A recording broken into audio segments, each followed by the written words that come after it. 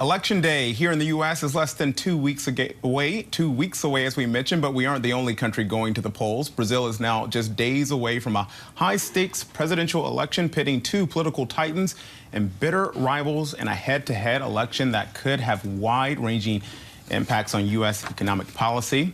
Let's bring in ABC's newest correspondent, Matt Rivers, joining us from Brazil. Good to see you, Matt. So we know that Brazil is choosing between the leftist policies there or sticking with the populist conservative who's in office right now, but it's not the only country where we've seen this possible shift. Colombia, Chile, Peru have all elected left-leaning leaders. Why are we seeing this political shift there with our Latin American neighbors? Yeah, there's no question. I mean, what we've seen across the region, Kenneth, is a shift towards leaders that might not have been elected 10 years ago. And there's a number of reasons for that. I think you could look at the common theme across Latin America recently has really been anger at the elites. I mean, during the pandemic, during 2020, 2021, economies across Latin America were absolutely devastated in a way that affected countries in Latin America perhaps more than any other region in the world. As a result, economic inequality skyrocketed in a lot. It translated into anger against the political elites, the perceived elites in these different countries, people who have perhaps been on the conservative side of the equation. And so then you see the election of people like Gabriel Boric in Chile, a guy who's in his mid-30s. You see President Petro now running Colombia, talking openly about the legalization of the cocaine trade. I mean, there are some serious changes happening. Here in Brazil, I would say it's slightly different only in the sense that the leftist candidate in this election, Lula da Silva, he's a very, very well-known political figure in this country. Going back to the mid-2000s, he oversaw an economic boom in this country. His approval rating has gone way down since then. But he is a known political figure for a long time. And in some respects, Kenneth, people voting for Lula simply to not vote for Jair Bolsonaro. And political analysts have expressed concern that President Bolsonaro has laid the groundwork to reject election results if he loses, but polls have widely underestimated Bolsonaro's power. Where does he stand right now? Yeah.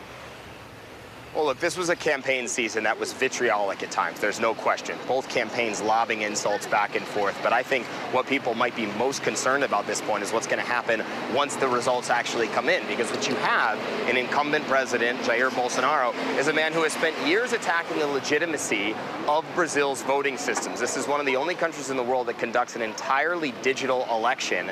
And what he has said in an unfounded way is that these machines are subject to being hacked, manipulated by the opposition, that they could steal votes from him. He's never provided any substantive evidence to back up any of those claims, but he's used those claims to now say multiple times, going back to the middle of last year, that he's not going to respect the results of this election if he doesn't win.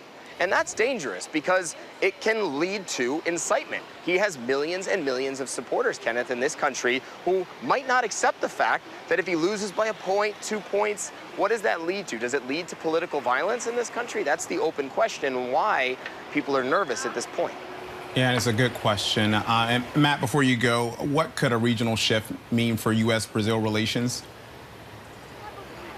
Yeah, well, I mean, what you would hear from the right, I mean, let's say there's a conservative elected in 2024 in the United States. What you could see, for example, President Trump was very, very close to Jair Bolsonaro, called Bolsonaro one of the greatest presidents in the world, has endorsed his re-election at this point. Certainly not the same relationship with President Biden. So if Democrats take the White House again in 2024 and Bolsonaro is in office, you can expect friction there. There's no question the economic relationship between these two countries is extremely important. It's the two largest countries in this part of the world population-wise, but there could absolutely be tensions between a Democratic administration and a second Bolsonaro administration, or maybe better relations if Bolsonaro wins again and you have a Republican in office come 2025.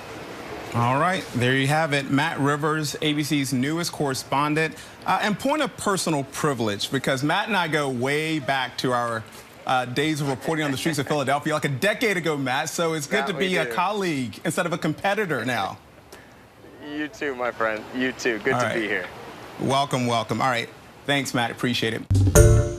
Hi, everyone. George Stephanopoulos here. Thanks for checking out the ABC News YouTube channel. If you'd like to get more videos, show highlights, and watch live event coverage, click on the right over here to subscribe to our channel. And don't forget to download the ABC News app for breaking news alerts. Thanks for watching.